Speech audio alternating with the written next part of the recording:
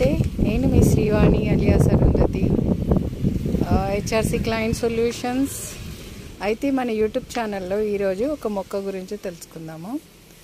అయితే మీ ఇంటి దగ్గర ఏ మొక్కలు ఉన్నాయి అని అడిగితే చెప్పడానికి రాలేదు కొంతమందికి.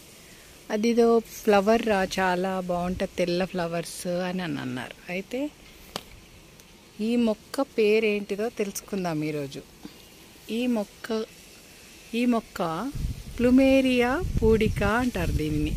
ఇది అమెరికా నుంచి పనామా, కొలంబియా మరియు వెనిజులాకు చెందిన అసోసైనేసి జాతికి చెందిన ఒక జాతి. విపరీతమైన వికసించడం అన్నమాట. అంటే ఫ్లవర్స్ చాలా విపరీతంగా వికసిస్తాయి. చెట్టు నిండా ఈ పువ్వులు, ఈ పుష్పాలు వికసిస్తాయి. తెల్లగా ఉంటాయి. మధ్యలో చిన్న ఎల్లో కలర్, పసుపు కలర్గా ఒక చిన్న హోల్తో వికసించే పుష్పాలు భగవంతునికి చాలా ఇష్టం. అయితే కోబ్రా పడగ ఆకారంతో ఈ ఆకులు ఉంటాయి. ఈ ఆకులు పాము ఆకారాన్ని పొంది ఉంటాయి. దీనిని పెళ్లి బొకే, తెలుపు ప్రాంగిపాని, పిడిల్ లీఫ్ ప్లూమెరియా, థాయ్ చాంపా అని ఉర్దూలో అంటారు. ఉర్దూలో థాయ్ చాంపా అంటారు. థాయ్ చాంపా చాలా బాగుంటాయి, భగవంతునికి కూడా ఉపయోగిస్తారు. ఇవి పెద్దగా ఏం సువాసన ఏముండవు, కానీ చిన్న కొంచెం స్మెల్ ఉంటాయి అంతే. వావిల్లా అరలి అని తమిళ్లో అంటారు. అమెరికాకు చెందిన పుష్పించే మొక్కల జాతి ఇది.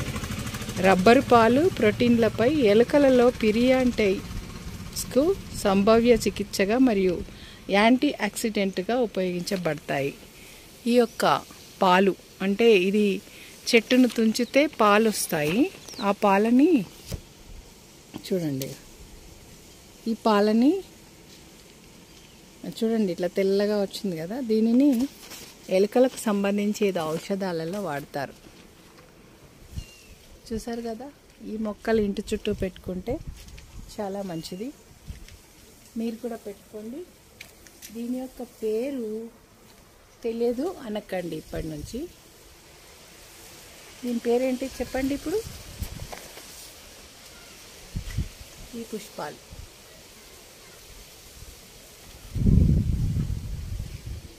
చూసారు కదా. ఈ మొక్క పేరు తమిళ్లో వావిల్లా అరలి ప్లూమెరియా పూడికా. ఓకేనా. Thank you. మరి పుష్పం గురించి అందరికీ షేర్ చేయండి, లైక్ చేయండి, కామెంట్ చేయండి. ఈ మొక్క ఇంకా ఆయుర్వేదంలో ఏమన్నా ఉపయోగపడుతుందా చెప్దాము, తెలుసుకుందాము మళ్ళీ వీడియోలో. Thank you.